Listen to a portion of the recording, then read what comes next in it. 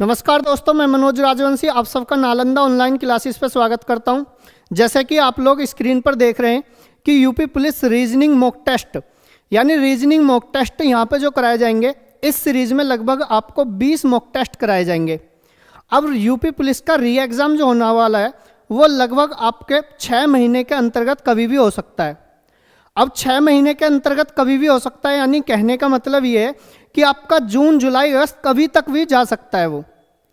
अब UP police में आपके 4 स्लॉट होते हैं। उन 4 स्लॉटों में अगर मैं बात करूं तो 55 क्वेश्चनों का एकमात्र एक ऐसा स्लॉट होता है जो वो रीजनिंग का होता है। अब एक क्वेश्चन जो होता है वो 2 मार्क्स का होता है, यानी 55 दूनी 110, यानी 110 मार्क्स का एक स्लॉट होता है।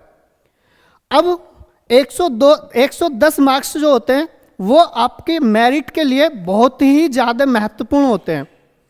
अब मैं आपसे बात करता हूँ यहाँ पे कि रीजनिंग का मॉक टेस्ट ये कौन सा है। ये पहला मॉक टेस्ट है, और जो कि मैं आपको बता रहा हूँ कि लगभग आपके मॉक टेस्ट जो कराने जा रहा हूँ मैं इस चैनल के माध्यम से, वो लगभग आपको 20 कराए जाएंगे। अब पहला मॉक टेस्ट का पहला क्वेश्चन आपकी स्क्रीन पर ये रहा। क्वेश्चन क्या है, क्वेश्चन ध्यान से सुनना। यदि किसी निश्चित सांकेतिक भाषा में अपडेट को ये लिखा जाता है FRWCRY लिखा जाता है, तो उसी सांकेतिक भाषा में इसको क्या लिखा जाएगा। तो यानी आपको क्या पता होना चाहिए, सबसे पहले इस क्वेश्चन को करने के लिए आपको अल्फाबेटिक के प्लेस पता होना चाहिए। यानी अगर मैं आपसे बात करूं यू कितने पे आता है, तो आप ये कहेंगे जी यू 21 पे आता है। पी कितने पे आता है 16, डी कितना 4 1, और टी कितना होता है आपका 20, और ई होता है आपका 5। इसको क्या लिखा जाता है एफ कितना होता है आपका 6, आर कितना होता है 18, और डब्ल्यू कितना होता है 23, सी कितना होता है सी होता है आपका 3, आर होता है आपका 18, और वाई होता है आपका 25। मेरी बात ध्यान से समझना। यानी 21 से आपका 6 हो रहा है, तो आप ये कहेंगे 21 से 6 हो रहा है, यानी 15 माइनस हो रहे हैं, 15 माइनस हो रहे हैं। 18 से 16 हो रहा है, यानी 2 माइनस हो रहे हैं।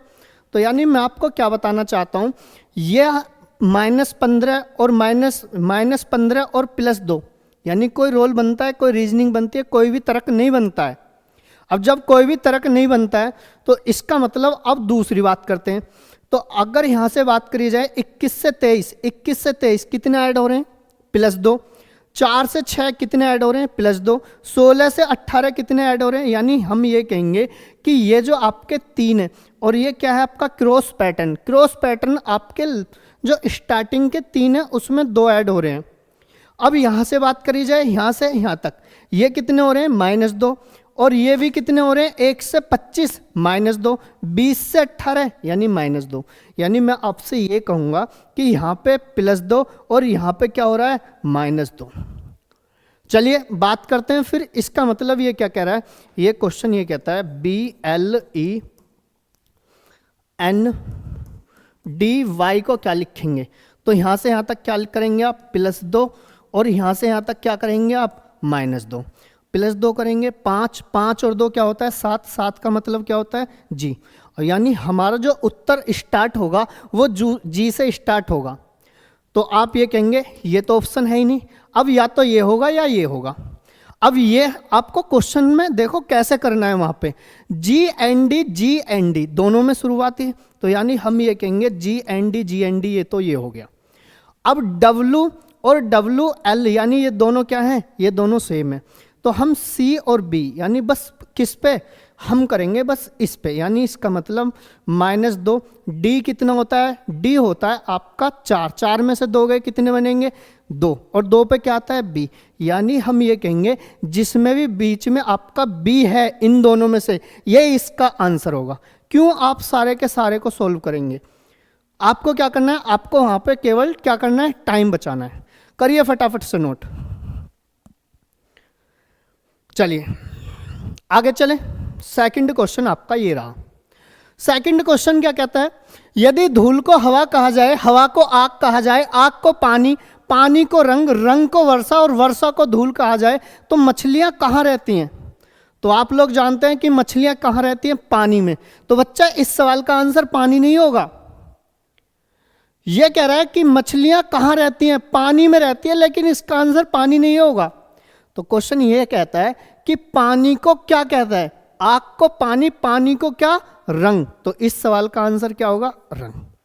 क्या मेरी बात को आप समझ रहे हैं? आगे चले, चलिए नेक्स्ट क्वेश्चन की तरफ चलिए फटाफट से। ये आपका क्वेश्चन नंबर 3। क्वेश्चन नंबर 3 क्या है? सीरीज से है। तो ऐसे अगर आपको क्वेश्चन करने हैं तो सबसे पहले आपको ये देखना है कि ये नंबर्स ऑफ लेटर कितने हैं। नंबर्स ऑफ लेटर्स की अगर मैं बात करूं तो आप काउंट करेंगे 1 2 3 4 5 6 7 8 9 10 11 12 13 14 15 16, यानी 16 हैं। और जब ये 16 हैं तो इसकी ग्रुपिंग बनाइए। जब भी नंबर्स ऑफ लेटर 16 होंगे तो ग्रुपिंग जो बनेगी वो आपकी 4 4 की बनेगी। अगर नंबर्स ऑफ लेटर 12 हुए या तो ग्रुपिंग बनेगी 3 की, नहीं तो फिर कितने की? 4 की। अगर नंबर्स ऑफ लेटर 20 हुए तो 20 पे या तो 4 की या 5 की। लेकिन 16 होंगे तो आपको नंबर्स ऑफ लेटर आपके 16 हैं, तो आपको क्या करना है? आपको 4 4 की ग्रुपिंग करनी है।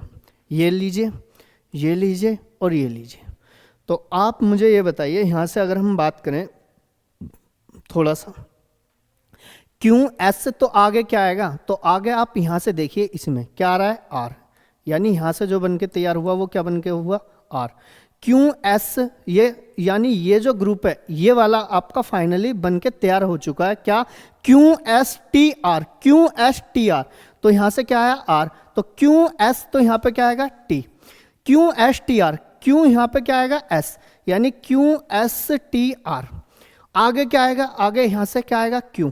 तो इस सवाल का आंसर क्या आएगा? R T S Q. R T S Q किसमें?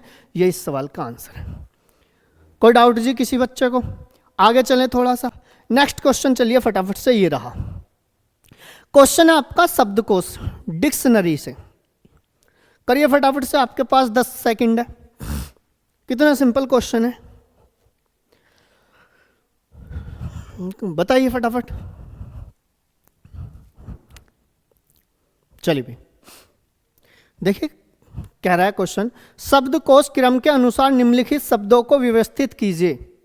यानी ये जो क्वेश्चन है किससे रिलेटेड है? सार्थक क्रम में लगाते हैं। जिस प्रकार से आपके फोन में चलते हैं अल्फाबेटिक के हिसाब से नंबर, इसी प्रकार से आपको लगाने हैं।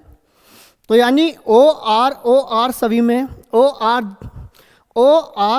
आर जी, यानी ओ आर आई जी, यानी हम बात करेंगे O R O R O R O R O R. अब तीसरा नंबर जो है, तीसरा जो लेटर है वो आई है या जी है। तो मुझे एक बात बताइए, पहले जी पहले आता है, ध्यान से सुनना बात को, पहले जी पहले आता है या आई पहले आता है? तो आपका जवाब ये होगा पहले जी पहले आता है। यानी हम ये कहेंगे ये जो है ना, ये वाले, ये जो भी आई से स्टार्ट है ये आपके बाद में होंगे ये वाले। अब हम कंपेयर करेंगे O R G O R G O R G A O R G A, O R G A होगा, फिर क्या है? N, O R G N, फिर ओ आर जी एन। ये यहाँ पे क्या हो गया? समाप्त। यानी ओ आर जी एन पहले नंबर पे क्या आएगा? एक आएगा, यानी ये तो होगा फाइनल। इससे हिसाब किताब फाइनल। अब ओ R G N I C A, ये O R G N I S है, पहले सी पहले आएगा या एस पहले आएगा? तो आपका जवाब ये होगा पहले जो आएगा वो ये आएगा, ये, यानी 1 4, उसके बाद क्या आएगा? उसके बाद आएगा 5। 1 4 5 कहीं पे दिख रहा है तो आप ये कहेंगे जी ये रहे। ये तो होगा नहीं और नहीं ये होगा। अब या तो ये होगा या ये हो गया। आगे चलते हैं, अब इन पर डिस्कस करेंगे। ओ आर आई, फिर क्या है? जी, फिर क्या है? ई। तो मुझे ये बताएं आप, पहले ई पहले आता है या जी पहले आता है? तो आप ये कहेंगे पहले जो आएगा वो क्या आएगा? देखो ध्यान से, ओ आर आई ई ओ आर आई जी। तो आप ये कहेंगे पहले जो आता है वो आपका ई पहले आता है, यानी इसका मतलब 3, फिर उसके बाद में क्या आएगा? 2, यानी 14 532। कौन सा है? ये इस सवाल का आंसर है। क्या मेरी बात को समझे? कोई डाउट जी किसी को? फिर से सुन लो ध्यान से कि हम बात कर रहे थे इस पे क्या है, ORIE, पहले क्या आता है इनमें, तो आप ये कहेंगे पहले ई पहले आता है और जी बाद में आता है, इस वजह से ये आया, फिर उसके बाद में ये आया। चलिए नोट करिए फटाफट से। नेक्स्ट क्वेश्चन ये है, यूपी पुलिस में सारी शिफ्टों में क्वेश्चन पूछा गया था ये, यानी क्या है ये, श्रृंखला चल रही है आपकी 3915 में 21वां पद कौन सा है, इस तरीके से ये संख्या चल रही है। तो 21वां पद के लिए तो एक बच्चा क्या काम करेगा, 3, 9, फिर 15, फिर क्या करेगा 6 के गैप पे 21, तो आप देख रहे हैं फिर क्या आएगा 24, तो आप ये देखेंगे पहला पद, दूसरा, तीसरा, चौथा, पांचवा, 21 पद बनाएगा जिस टाइम पे वो, तो आप देख रहे हैं कि इसका मतलब ये टाइम ज़्यादा ले जाएगा। तो इसके लिए सॉर्ट आउट क्या है, बहुत ध्यान से समझना, कौन सा पद है वो आपका 21वां है, यानी 3, 9, 15 ... 21वां पद पूछ रहा है, 21वां पद। तो आपको यहाँ पे एक फॉर्मूला पता होना चाहिए, और वो फॉर्मूला है क्या, वो फॉर्मूला आपका ये है कि Tn बराबर A + n-1 × d। अब ये मतलब क्या होता है, हम क्या क्या नाम देंगे, Tn का मतलब होता है अंतिम पद, n का मतलब होता है वह पद, A का मतलब होता है जो प्रथम पद होता है, और D का मतलब होता है सार्वंतर, जो इनका समान डिफरेंस है। तो n बराबर क्या होगा, तो आप ये कहेंगे Tn बराबर 21वां पद बराबर A क्या है आपका 3 जो प्रथम पद होता है, प्लस n क्या है 21 - 1 यानी क्या हो जाएगा 20, और D सार्वांतर क्या है इनका, तो आप ये कहेंगे जी 6, सार्वांतर क्या है इसका 6, तो गुणा करेंगे हम किसकी 6 की, 20 छिक्का 126, 126 में आप 3 जोड़ेंगे तो क्या हो जाएगा 129, यानी हम ये कहेंगे इस सवाल का आंसर जो बनेगा वो क्या बनेगा 129, यानी इस सीरीज का 21वां क्वेश्चन जो होगा, 21वां पद जो होगा वो 129 होगा। क्या मेरी बात से सहमत है आप? आगे चलें थोड़ा सा, चलिए पहले फटाफट से नोट करिए इसको। चलिए नेक्स्ट क्वेश्चन आपका ये रहा, क्वेश्चन क्या है, क्वेश्चन ये है कि 4, 2, 1 से 21 बन रहा है, 5, 3, 8 से 98 बन रहा है, तो 6, 7, 3 से क्या बनेगा। चलिए भाई ध्यान से समझना बात को, देखिए अगर मैं इन सब की गुणा कर दूं, 4 दूनी 8, 8 एकम 8, तो ये आप ये कहेंगे नहीं बन रहा जी।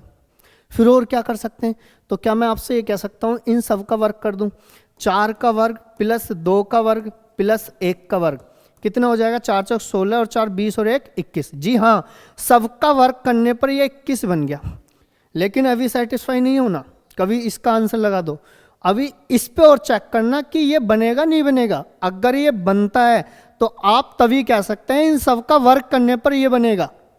पहले इसको भी चेक कर लो, 5 पंजे 25, यहाँ से बात करेंगे 3 तिया 9 और 8 अट्ठे 64 जी, 25 9 34, 34 और 64 कितने हो जाएंगे 98, तो हम ये कहेंगे जी बिल्कुल, यानी कुल मिला के ये कह सकते हैं 6 का वर्ग इन सब का क्या कर दें वर्ग, और वर्ग करेंगे 7 का वर्ग क्या होता है 49 और 3 का वर्ग 9, 9 9 18, 18 से 24, 4 का 2, 3 2 5 और 4 9, यानी इस सवाल का आंसर आएगा 94। कोई डाउट जी किसी बच्चे को? करिए नोट फटाफट, करिए बेटा, 94 इस सवाल का आंसर। कोई डाउट? चलिए नेक्स्ट क्वेश्चन, क्वेश्चन देखा गया था यूपी पुलिस में, अब की बार क्वेश्चन क्या है, कौन से ऑप्शन को यहाँ पे सेट किया जाए जिससे कि आपका नंबर जो हो जाए वो क्या हो जाए, वो आपका 45 हो जाए, यानी 45 हो जाए। क्या हो जाए 45। देखिए अगर मैं गुणा करूं तो 17 तिया 51, यहाँ से यहाँ तक क्या हो जाएगा 51 बराबर, यहाँ से 45 में से 6 गए, यानी हम ये कहेंगे ये तो हो ही नहीं सकता। इसकी बात करें 17 माइनस 3 गुणा 6, 17, तो आप ये कहेंगे ये भी नहीं हो सकता क्योंकि ये तो यही है।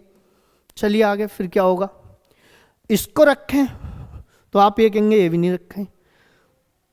कुल मिलाकर हम क्या कहेंगे, कुल मिलाकर हम ये कहेंगे कि आपने देखा है कि 45 बनाना है तो 17 × 51, 51 में से क्या घटा दें 6, क्यों 17 × 51 एक्स्ट्रा हो चुका है इस आंसर से, तो माइनस करना पड़ेगा, और माइनस करना पड़ेगा तो इसका मतलब क्या लगाएंगे ये, यानी 17 × 51, 51 में से 6 के कितने बनेंगे 45। यानी इस सवाल का आंसर जो बनेगा वो क्या बनेगा, वो ये बनेगा गुणा, माइनस और बराबर। चलिए भाई चलें आगे थोड़ा सा, चलिए नेक्स्ट क्वेश्चन की तरफ। देखिए क्वेश्चन क्या कहता है, P का अर्थ प्लस है, Q का अर्थ गुणा है, R का अर्थ भाग है और S का अर्थ माइनस है। तो बताइए इक्वेशन क्या होगी। इक्वेशन है क्या, इक्वेशन है 44 Q 9 R 12 S 6 Q 4 P और 16। तो इसके बराबर क्या बनेगा, देखिए ध्यान से सुनना बात को। 44 क्यू का अर्थ क्या है, तो क्यू का अर्थ है गुणा, नो। आर का अर्थ देखेंगे आप, आर का अर्थ क्या है भाग, भाग क्या लगाएंगे 12। एस का अर्थ है क्या -6। क्यू का अर्थ है क्या गुणा 4। पी का अर्थ है क्या +16। इक्वेशन करेंगे, इस इक्वेशन को सोल्व करेंगे। देखिए सोल्व करने के लिए आपको एक सिंप्लीफिकेशन में एक आपका बोर्ड मास नियम होता है। बोर्ड मास क्या कहता है, सबसे पहले आपको भाग करनी पड़ेगी इसमें, इसके अंतर्गत। वैसे तो वो होता है बोर्ड मास का मतलब होता है ब्रैकेट सोल्व इस तरीके से, ऑफ सोल्व, फिर भाग सोल्व इस तरीके से। लेकिन यहाँ पे जो है आपके 4 चिन्ह हैं, ओनली 4 भी नहीं है, केवल कितने हैं, एस का अर्थ माइनस, हाँ 4 चिन्ह है केवल। 4 चिन्ह कौन कौन से हैं, प्लस माइनस गुणा भाग। तो सबसे पहले हम इनमें अगर देखें तो सबसे पहले सोल्व क्या करेंगे, तो सबसे पहले हम सोल्व करेंगे भाग। अब भाग करेंगे तो 44 गुणा 9/12। अब 3 तिया 9 और 3 चौक 12 और 4 से बात करेंगे कितना हो जाएगा 11।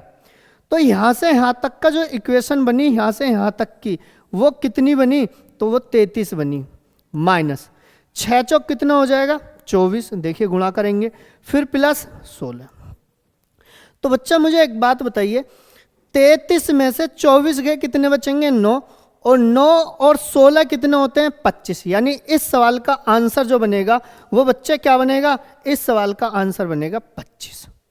ये इस सवाल का आंसर है। देखिए यूपी पुलिस कांस्टेबल में पूछा गया था, अब की शिफ्ट में। ये आगे बढ़े, चलिए आगे नेक्स्ट क्वेश्चन। दी गई आकृति में वर्गों की अधिकतम संख्या कितनी है, यानी वर्ग टोटल कितने हो सकते हैं।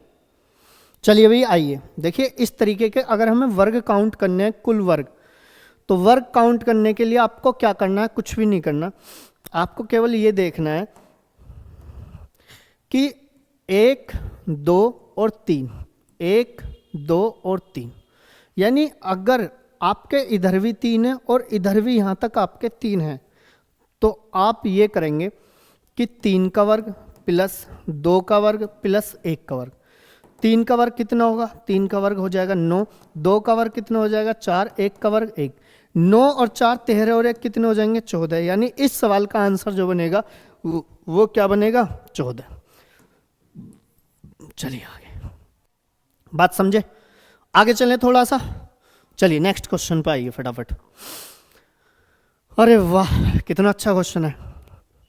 देखिए P3Q का अर्थ है PQ की बेटी है, P5Q का अर्थ है P5Q का अर्थ है PQ का पिता है, P7Q का अर्थ है PQ की माँ है, और P9Q का अर्थ है PQ की बहन है।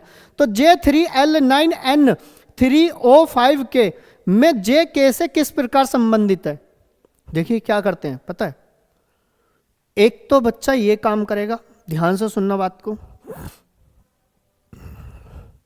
आइए कि J3L9N3O5 और K, JK से किस प्रकार संबंधित है, K से J जो है। तो एक तो आप ये कहेंगे J3L, यानी चित्र बनाना स्टार्ट कर देंगे, क्या कि 3 क्या कहता है 3PQ की बेटी है। यानी हम क्या कहेंगे, हम ये कहेंगे कि J जो है वो किसकी, यहाँ से बात करिए, ये रहा आपका 3। 3 कह रहा था कि पी क्यू की बेटी है, तो आप ये कहेंगे जे एल की बेटी है। किसकी? जे एल की बेटी है। हमारे पास इतना टाइम नहीं है कि इनको आप रचनाएं करते फिरो इनके साथ ना। ज़्यादा से ज़्यादा 5 सेकंड में इस सवाल का आंसर निकालना है। वो कैसे निकालना है, ध्यान से सुनना बात को। आइए फटाफट से लेके चलता हूं मैं।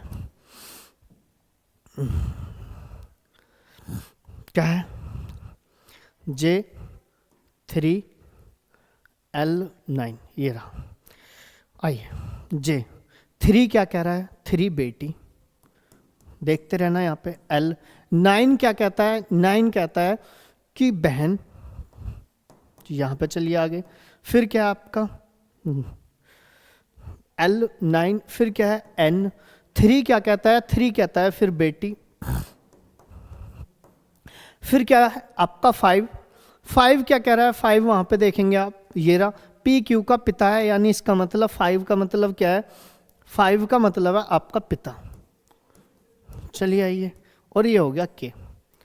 जे एल और ये आपका 3 एन और ओ और के। चलिए देखिए, अगर मैं बात करूं, ये कौन है? पिता। पिता की बेटी कौन होती है? बेटी। और बेटी की बहन कौन होती है? ध्यान से सुनो यहां से, ये इसका कौन है? ये इसका पिता है। इधर देखिए आप कि ये इसका कौन है? ये पिता है। यानी मैं ये कह सकता हूं, अगर इस स्टेप की बात करूं, इस वाली स्टेप की, 5 क्या कह रहा था? 5 की रचना ये है, पी जो है वो क्यू का पिता है। यानी मैं ये कहूंगा कि ये इसका कौन है? ये इसका पिता है, ये इसका पिता है। और पिता की बेटी जो होती है, पिता की बेटी कौन होती है?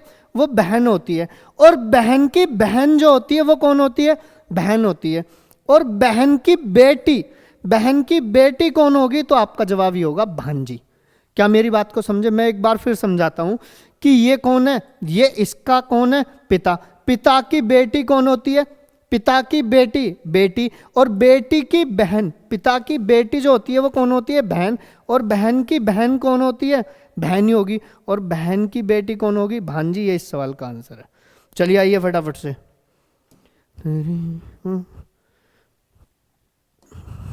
चलिए क्वेश्चन कैलेंडर से है।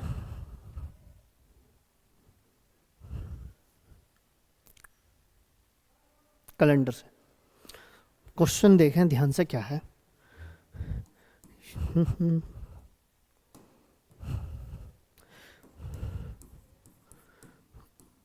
10 अक्टूबर 2019 को क्या है? मंगलवार।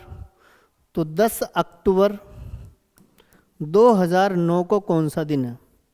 आइए भाई, सबसे पहले क्या निकालना है आपको? ऑड डेज निकालने हैं। तो इसका मतलब सबसे पहले ये देखेंगे कि डिफरेंस कितना है। डिफरेंस कितने का है? तो आप ये कहेंगे जी 10 का डिफरेंस है। तो 10 में ऑड डेज कितने बनेंगे? 3। क्यों? क्योंकि 7 से भाग देना है। अब 7 से भाग देना है तो 10 में 7 से भाग देंगे, जो भी बचेंगे वो आपके क्या हो जाते हैं? वो आपके ऑड डेज हो जाते हैं। तो आप ये देखेंगे 9 और 19 के बीच लीप ईयर कौन कौन सी है? तो 19 से पहले कौन सी रही होगी? तो आप ये कहेंगे 19 से पहले जो रही होगी वो 16 रही होगी। 16 से पहले जो रही होगी 12 रही होगी। 12 से पहले जो रही होगी वो 8 रही होगी, लेकिन 8 को हमें नहीं लेना है। तो आप ये कहेंगे जी 5 ऑड डेज बने। 5 को क्या करना है आपको? 5 को इसमें दिए हुए दिन में से क्या कर देना है? घटा देना है। क्योंकि अगर पिछली तारीख पूछता है तो पिछली तारीख में हमेशा क्या कर देता है? घटाना पड़ता है। या मंगलवार में से 5 घटाएंगे तो मैं आपसे क्या कह रहा हूँ? मैं आपसे ये कह रहा हूँ कि आप जब भी 5 घटवाए या 6 घटवाए तो उसमें अगर 5 घटवा देता है तो आपको 2 जोड़ दो, 6 घटवाता है तो 1 जोड़ दो। तो यानी मंगलवार में से क्या घटाने? 5 घटाने। या क्या काम कर सकते हैं? या हम मंगलवार में +2 कर देंगे। तो आंसर क्या बनेगा? आंसर बनेगा आपका गुरुवार। ये लीजिए आंसर। चलिए आगे उतारिए फटाफट से।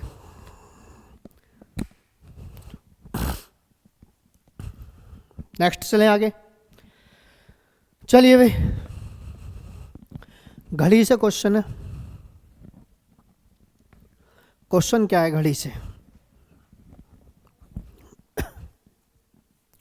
किसी घड़ी में 7:46 से ही 4/11 हो रही हैं, तो इसे दर्पण में देखते हैं तो प्रतिबिंब क्या बनेगा। तो हमेशा ध्यान रखना है कि घड़ी में अगर दर्पण की बात करेगा, किसकी बात करेगा, वो दर्पण की बात करेगा। तो दर्पण में क्या करना है, आपको 12 में से घटा देना है। किस में से, 12 में से। दर्पण के लिए 12 में से घटा देना है। क्या घटा देना है, जो दिया हुआ टाइम है 7:46 से ही 4/11। चलिए, तो आपको क्या करना है, घटाने का तरीका मैं आपको बता देता हूं। क्या है घटाने का तरीका, वो आपका ये है कि इनका डिफरेंस क्या है, 7। फिर आपको क्या करना है, आपको ये करना है कि जो आपका हर में संख्या है ना, वो जू की तू नीचे रख दो। बात क्लियर। अब आगे क्या बढ़ाते हैं, हम ये कहते हैं कि इधर से इधर कैरी ले लो। कैरी क्या लेंगे हम, पूरे की पूरी 60 मिनट की लेंगे। अब 60 मिनट की लेंगे तो इधर कितने बचेंगे, 11। 60 में से 46 मत घटा देना, अब एक बढ़ा के 47। अब 60 में से 47 गए तो कितना बचेगा, 60 में से 47 गए तो आप ये कहेंगे 13। और यहाँ पे 11 थे, 11 में से 7 गए कितने, 4। यानी ये इस सवाल का आंसर। मैच करिए फटाफट से, कहाँ पे है। मैं एक बार फिर बता देता हूँ मतलब क्या है इसका। जब भी दर्पण में कहेगा, दर्पण में क्या करना है, दर्पण में 12 में से घटा देना है। अब 12 में से घटाएंगे तो क्या घटाएंगे, जो दिया हुआ टाइम है 7:46, 4/11। इनका डिफरेंस कितने का है, डिफरेंस की अगर बात करें तो वो है 7 का, 7/11। अब 60 में से 46 मिनट घटा देना। 60 में से क्या घटाने हैं आपको, 47। 60 में से 47 गए 13, यहाँ तक 11, 11 में 7 गए 4। यानी इस सवाल का आंसर जो बनेगा वो आपका ये बनेगा। आगे चलिए नेक्स्ट क्वेश्चन की तरफ। किसी घड़ी में 5:40 हो रही हैं, तो बताओ घड़ी की दोनों सुइयों के मध्य कितने डिग्री का कोण बनेगा। जब भी कोण की बात करेगा तो आपको क्या करना है, आपको फॉर्मूला पता होना चाहिए कि 60h - 11m/2। h क्या है, h आपका जो रहेगा वो क्या रहेगा, वो घंटे रहेगा। यानी 60 × 5 - 11 × m। m कितना है, मिनट आपकी 40/2। ये मोड है। 60 पंजे कितना हो जाएगा, 300। 60 पंजे 300, 300 में से क्या गए, 440। तो 300 में से 440 गए, घटा दिए तो कितना बचेगा, 140। 140 का आधा कितना होता है, 70 डिग्री। यानी इस सवाल का आंसर आएगा 70 डिग्री। ऑप्शन में ही नहीं है, 5 वर्ग 60 70। चलो, तो आप ये कहेंगे जी 70 डिग्री। शाबाश, ऑप्शन में भी नहीं है। ध्यान से सुनना बात को। यानी अगर ऑप्शन में 70 डिग्री होता तो लगाते बिल्कुल जरूर, लेकिन ये भी सही है। मैं आपको बता दूं कि पूरी की पूरी घड़ी जो होती है वो कितने डिग्री पे होती है, 360 डिग्री पे होती है। कितने डिग्री पे होती है, 360 पे। यानी मैं ये कह सकता हूं कि जब 70 डिग्री के, सपोज करो यहाँ पे कोई कोण बन रहा है, सपोज करो ये, अगर ये 50 डिग्री का कोण बन रहा है तो ये भी तो दोनों सुइयों के बीच में होगा। अगर ये 50 डिग्री है तो ये कितना है, 310 डिग्री। क्यों, क्योंकि पूरी की पूरी घड़ी जो होती है वो कितने डिग्री की होती है, वो 360 की होती है। यानी एक कोण 70 है तो दूसरा क्या करेंगे, 360 में से घटा देंगे। किस में से, 360 में से 70 घटाएंगे तो आपका जवाब ये होगा 290 डिग्री। ये इस सवाल का आंसर है। क्या मेरी बात को समझे आप, हाँ कि ना। आगे चलें, नेक्स्ट क्वेश्चन लिखिए फटाफट से। ये रहा क्वेश्चन। क्या है, एक व्यक्ति उत्तर पूर्व दिशा में है। कहां पे है, वो उत्तर पूर्व दिशा में है। ये रहा। पहले 45 डिग्री दक्षिणावर्त घूमता है। अब बच्चा क्या करेगा, बच्चा ये करेगा कि यहां से 45 डिग्री घुमाएगा। ये रहा, उत्तर पूर्व में। अब 45 डिग्री दक्षिणावर्त घुमाएगा तो फिर यहां घुमाएगा। इसके बाद 3 बार 45 डिग्री फिर घुमाएगा। तो हम ये कहेंगे जी ये नहीं करना है सब। यहाँ पे ध्यान से सुनना क्या है सवाल। वो क्वेश्चन ये कह रहा था कि वह 45 डिग्री दक्षिणावर्त घूमता है, इसके बाद 3 बार 45 डिग्री और घूमता है। यानी एक बार तो पहले घूमा और 3 बार और दक्षिणावर्त घूम गया। तो मैं ये कह सकता हूं कि केवल ओवरऑल 4 बार दक्षिणावर्त घूमा। अब 4 बार घूमा 45 डिग्री, तो इसका मतलब 45 चौका कितने होते हैं, तो आपका जवाब ये होगा 180। तो कुल मिला के मैं ये कहूंगा 180 डिग्री वो दक्षिणावर्त घूमा क्लॉकवाइज। फिर वह 90 डिग्री वामाव्रत, फिर वह 90 डिग्री वामाव्रत यानी एंटी क्लॉकवाइज, और अंत में 90 डिग्री फिर वह 90 डिग्री वामाव्रत एंटी क्लॉकवाइज। उसका मुंह कौन सी दिशा में है, तो ध्यान से सुनना। 90 degree anti clockwise, 90 degree anti clockwise, total कितना हो गया, तो आप ये कहेंगे total 180 degree anti clockwise. 180 degree clockwise और 180 डिग्री एंटी क्लॉकवाइज, यानी हम ये कहेंगे कि एंटी क्लॉकवाइज और क्लॉकवाइज हमेशा माइनस होते हैं। एंटी क्लॉकवाइज और क्लॉकवाइज क्या होते हैं, माइनस होते हैं। बात समझे नहीं समझे, माइनस क्यों होते हैं। सपोज करो एक व्यक्ति 90 डिग्री घड़ी की दिशा में चला, उसके बाद फिर 90 डिग्री, उसके बाद फिर 90 डिग्री घड़ी की विपरीत दिशा में चला, यानी हम ये कह सकते हैं कि वह वहीं पर आ गया जहां से चला था। इसी वजह से माइनस होते हैं, यानी ये माइनस, आंसर क्या आएगा, उत्तर पूर्व, यानी इसी दिशा में है जहां से वो चला था। बात समझे नहीं समझे जी। आगे चलें थोड़ा सा, नेक्स्ट क्वेश्चन ये लीजिए। क्वेश्चन क्या कह रहा है, एक पंक्ति में मोहित बाएं से 10वें स्थान पर है। एक पंक्ति में ये रहा मोहित जो है बेटा, वो मोहित बाएं से कौन से स्थान पर है, 10वें स्थान पर है। सुमित दाएं से 10वें स्थान पर है, लेकिन दीपक मोहित के दाएं चौथा है। वो क्वेश्चन क्या कह रहा है, फिर ध्यान से समझना कि एक पंक्ति में मोहित बाएं से, ये रहा वो मोहित, लिख जा मोहित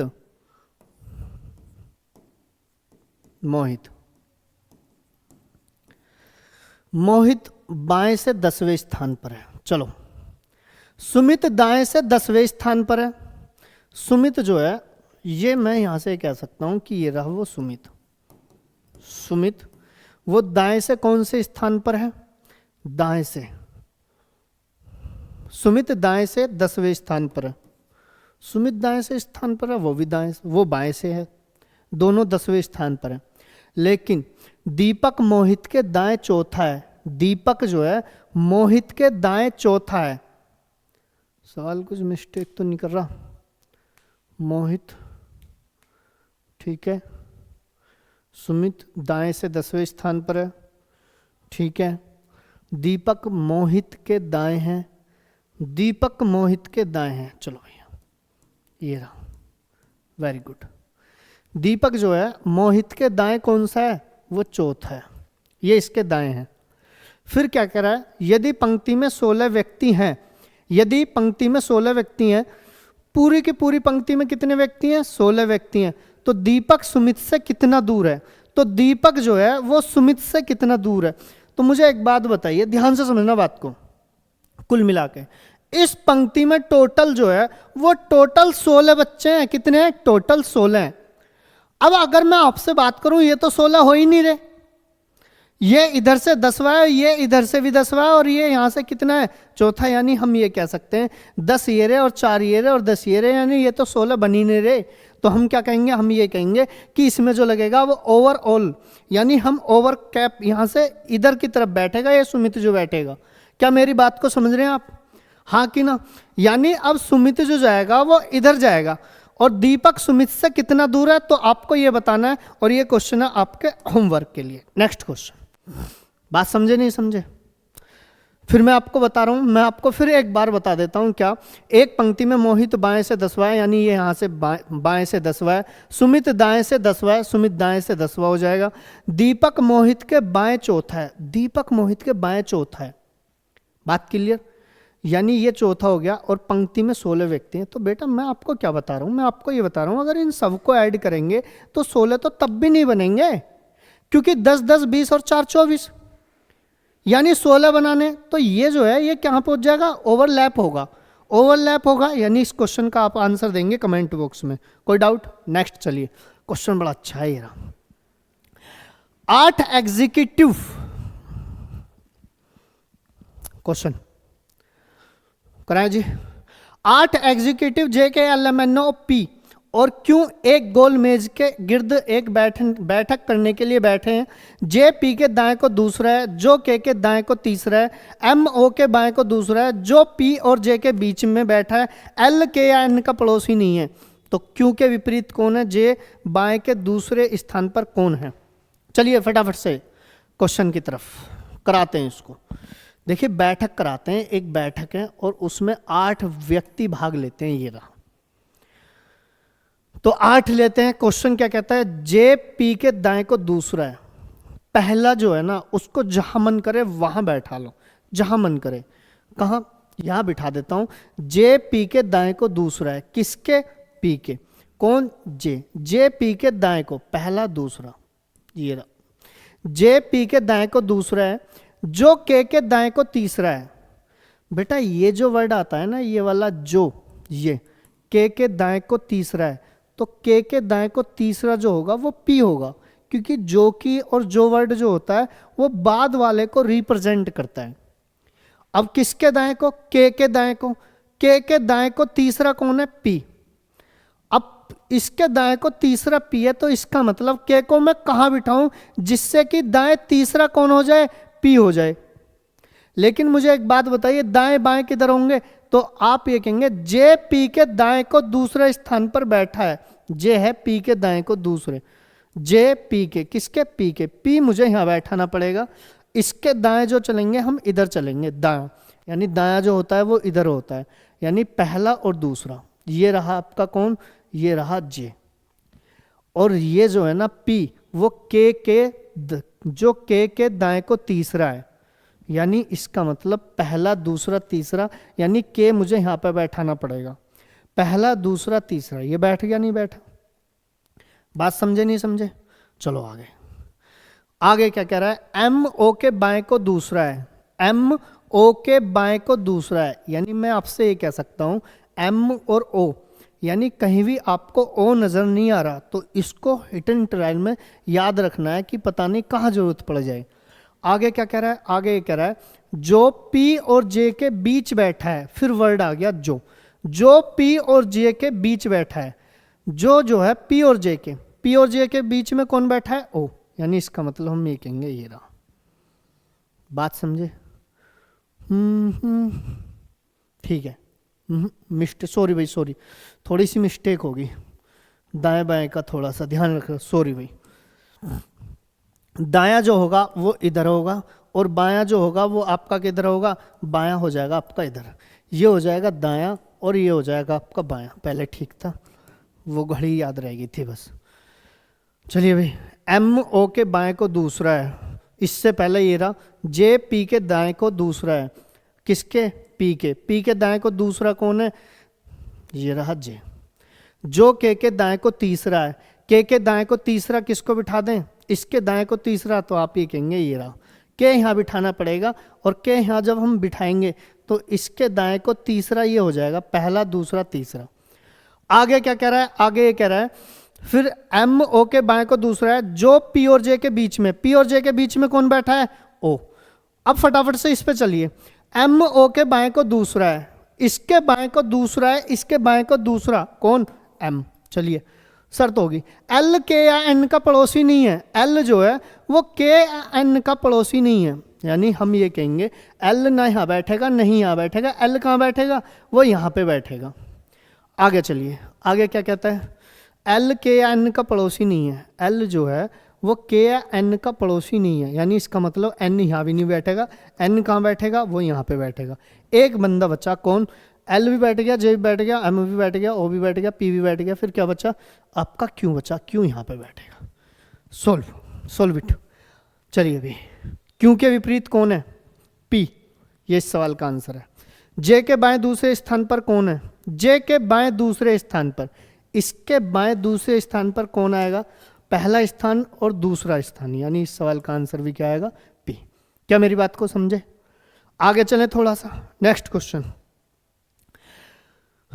निम्नलिखित में से कौन सा आरेख घर ईंट पुल का सबसे अच्छी तरह दर्शाता है। चलिए भाई, घर ईंट, यानी अगर बात करें घर, ईंट और क्या पुल। सबसे पहली बात ये, क्या सारा का सारा घर ईंटों से बनता है? नहीं, उसमें मटेरियल भी लगता है, सीमेंट, रोड़ी, सरिया। तो आप ये कहेंगे यानी कुल मिला के यहाँ से जो रिलेशन बनेगा किसका बनेगा? सम का।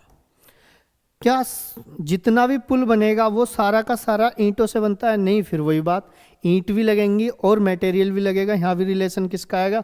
सम का। क्या घर पुल होगा? तो आपका जवाब ये होगा जी नहीं। यानी सम सम नो का रिलेशन क्या बनेगा? सम सम नो का। यानी इस सवाल का आंसर जो बनेगा वो क्या बनेगा? बी। बात समझे नहीं समझे?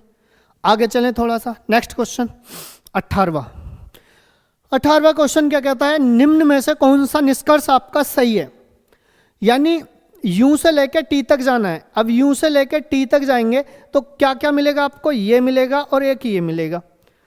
कौन सा है ये? तो आप ये कहेंगे लेस देन और इक्वल। जब ये दोनों साइन आ जाए तो आंसर बनेगा लेस देन। क्या लेस देन है? जी हाँ, ये इस सवाल का है। ठीक है, आर से लेके पी तक जाना है। अब आर से लेके पी तक चलेंगे, कौन कौन से साइन मिलेंगे? इक्वल और ये आपका लेस देन इक्वल।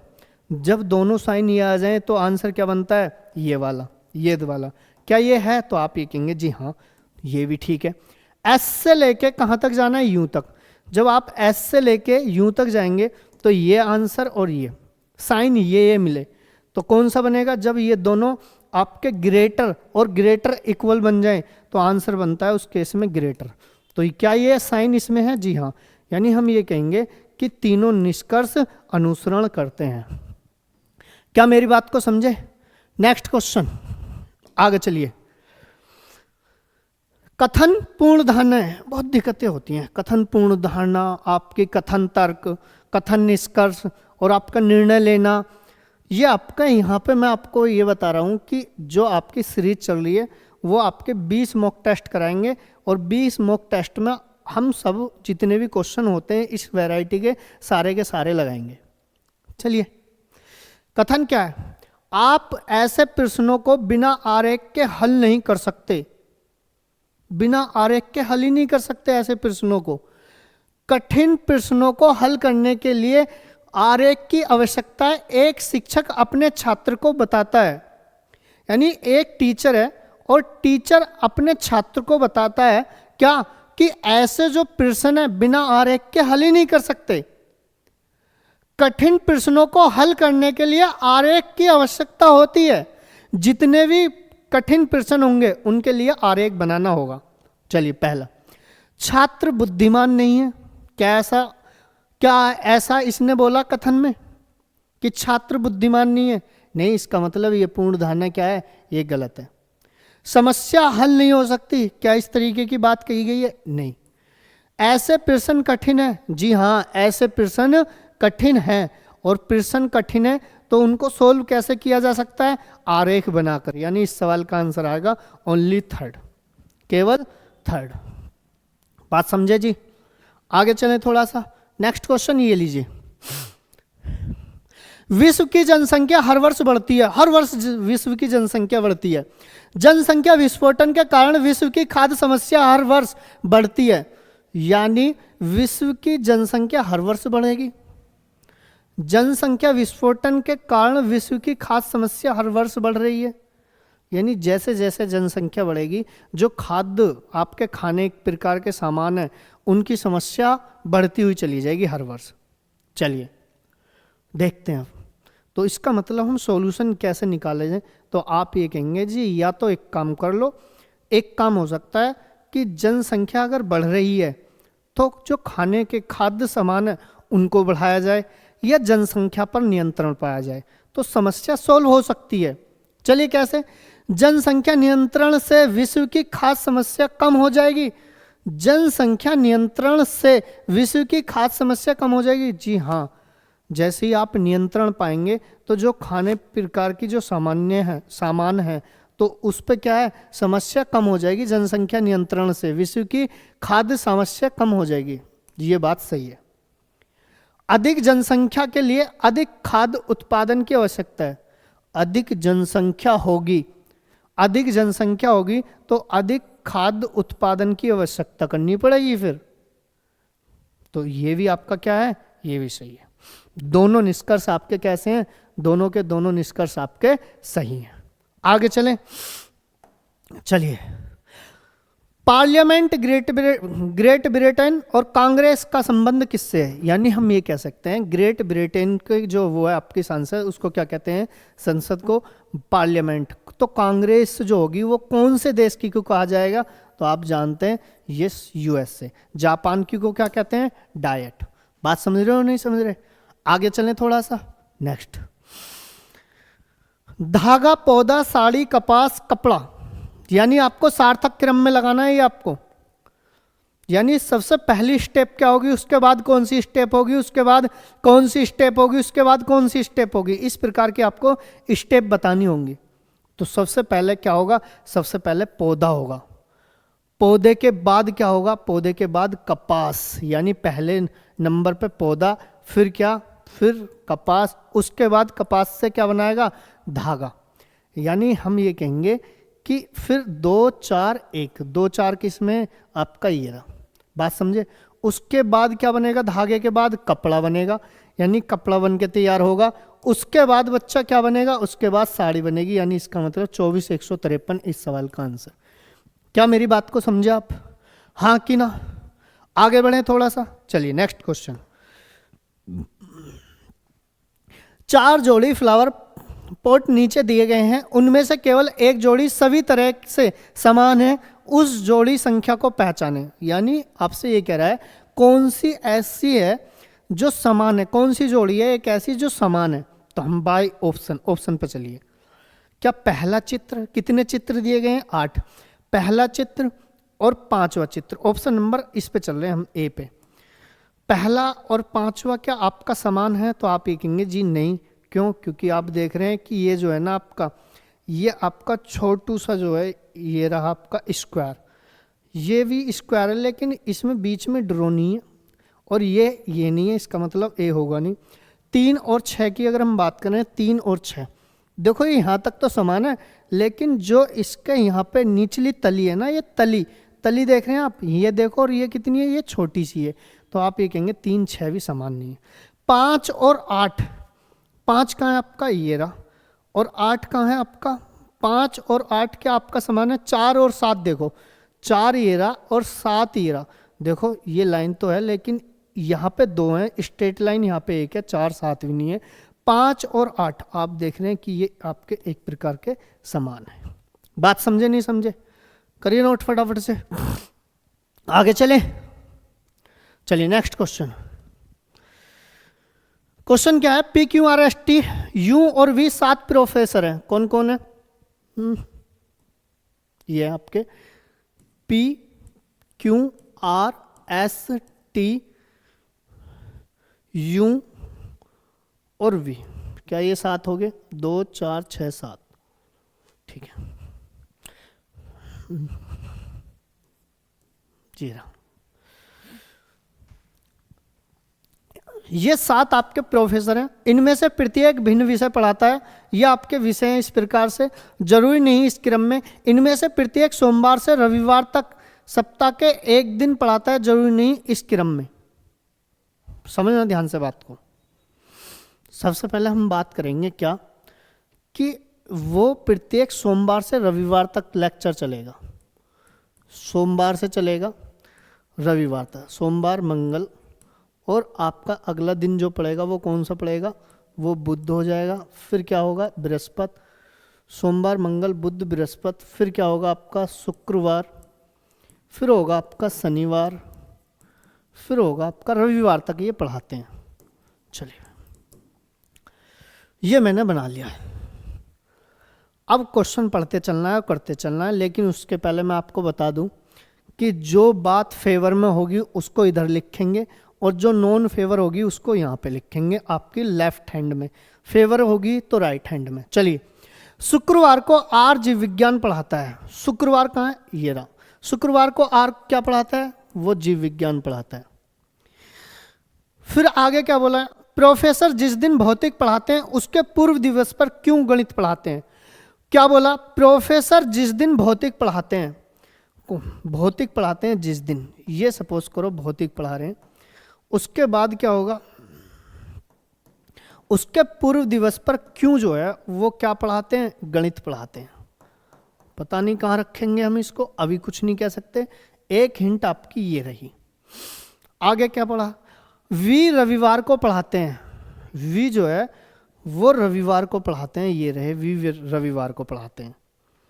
आगे क्या कह रहा है, किंतु वह रसायन या अंग्रेजी नहीं पढ़ाते। ये जो है ना तो रविवार को रसायन पढ़ाते हैं, वी रविवार को पढ़ाते हैं, ना तो रसायन पढ़ा सकते रसायन, और ना ही क्या पढ़ाएंगे, और ना ही ये अंग्रेजी पढ़ाएंगे।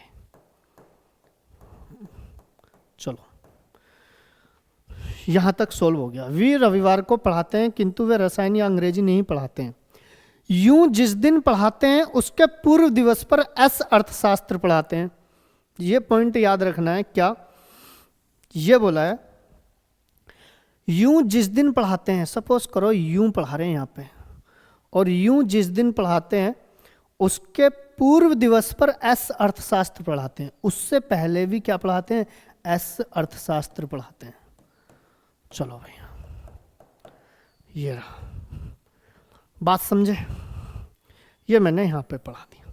मंगलवार को पी भूगोल पढ़ाते हैं, मंगलवार को पी जो है वो भूगोल पढ़ाते हैं। ध्यान से समझना एक एक पॉइंट को, ठीक है। फिर टी अंग्रेजी नहीं पढ़ाते हैं। इसने ये बोल दिया है कि टी जो है वो अंग्रेजी नहीं पढ़ाएंगे, टी अंग्रेजी नहीं पढ़ाते हैं। ध्यान से सुनना बात को, एक एक पॉइंट। चलो बात क्लियर। फिर मैं एक बार फिर रिवाइज करा देता हूँ। शुक्रवार को आर जीव विज्ञान पढ़ाते हैं, ये मैंने पढ़ा दिया। यहाँ पे देखते रहना एक एक पॉइंट। ये मैंने लिख दिया है, शुक्रवार को आर जीव विज्ञान पढ़ाते हैं, शुक्रवार को आर जीव विज्ञान पढ़ाएंगे। प्रोफेसर जिस दिन भौतिक पढ़ाते हैं, जिस दिन भी भौतिक पढ़ाएंगे उसके पूर्व दिवस पर क्यों गणित पढ़ाते हैं, ये हो गया। वी रविवार को पढ़ाते हैं, वी रविवार को पढ़ा देंगे। चलिए, किंतु वह रसायन या अंग्रेजी नहीं पढ़ाते हैं। किंतु वह रसायन, ना तो ये रसायन पढ़ाएंगे ना ही ये अंग्रेजी पढ़ाएंगे।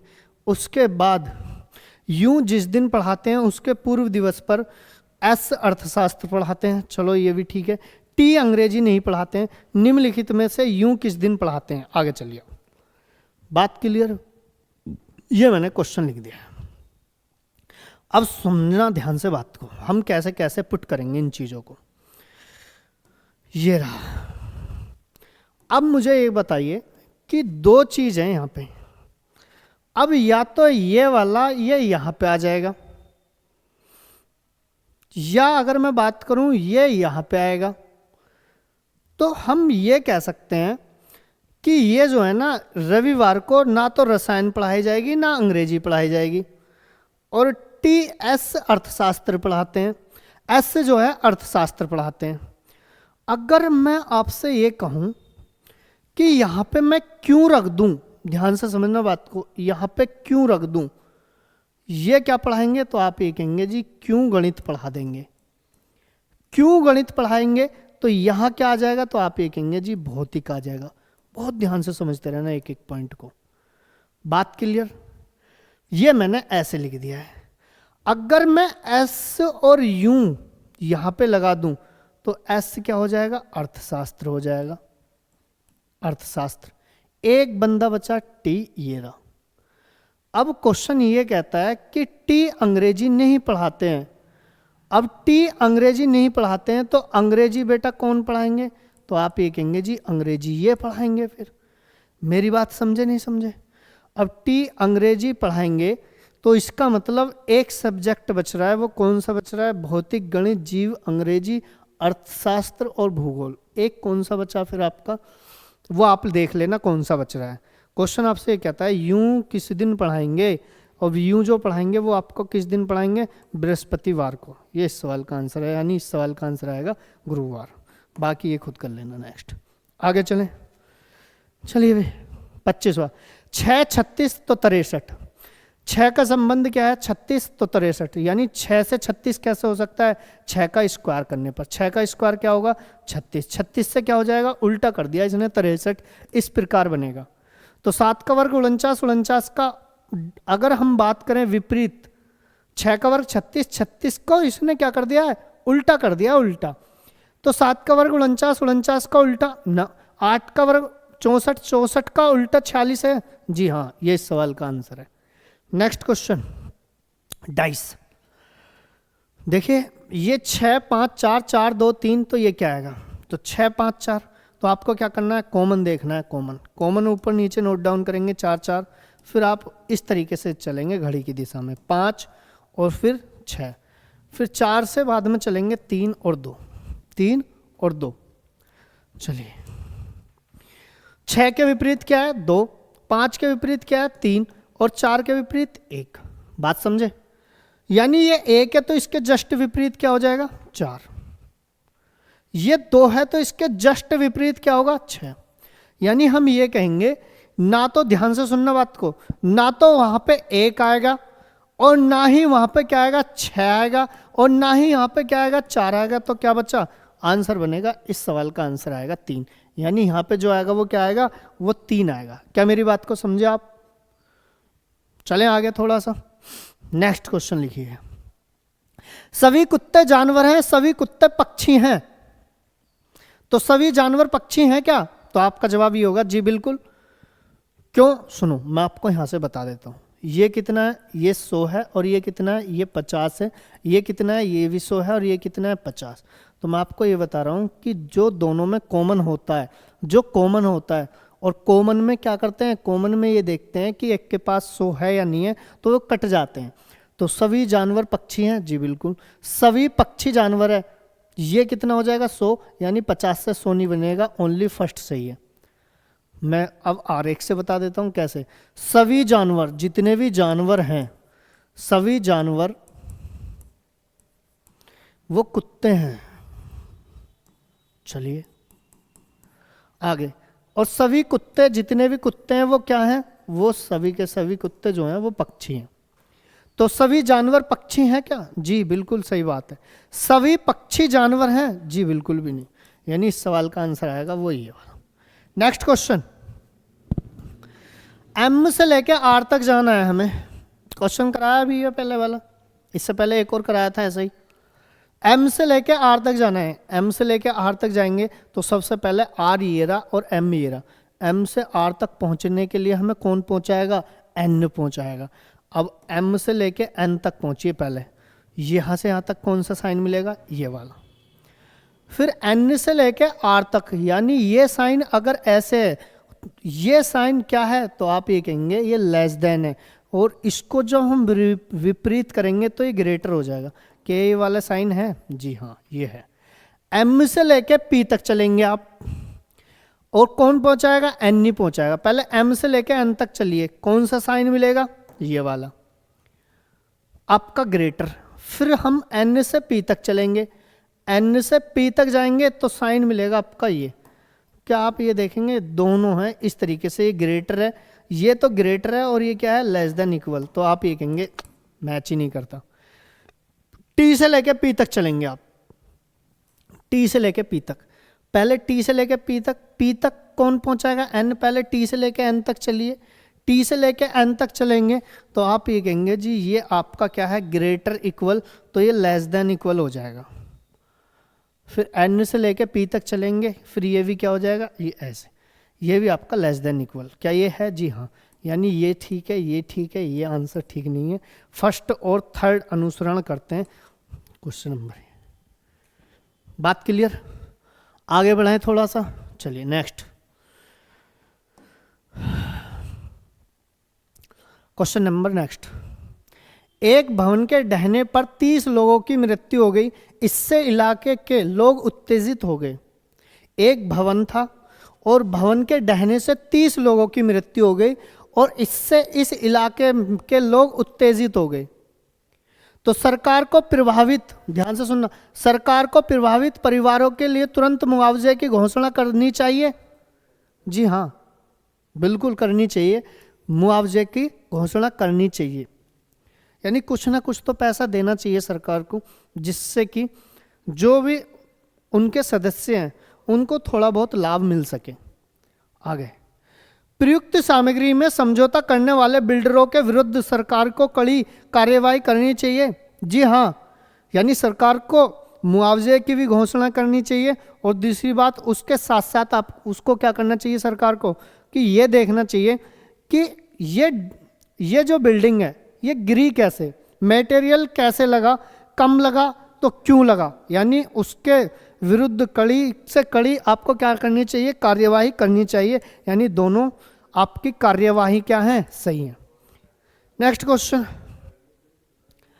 निम्नलिखित आरेख में त्रिभुज शिक्षकों, वृत्त विद्यार्थियों तथा आयत आपके कलाकार का प्रतिनिधित्व करता है। कौन सा अंक उन शिक्षकों को दर्शाता है जो विद्यार्थी भी हैं और कलाकार भी हैं, जो विद्यार्थी भी हैं और कलाकार भी हैं।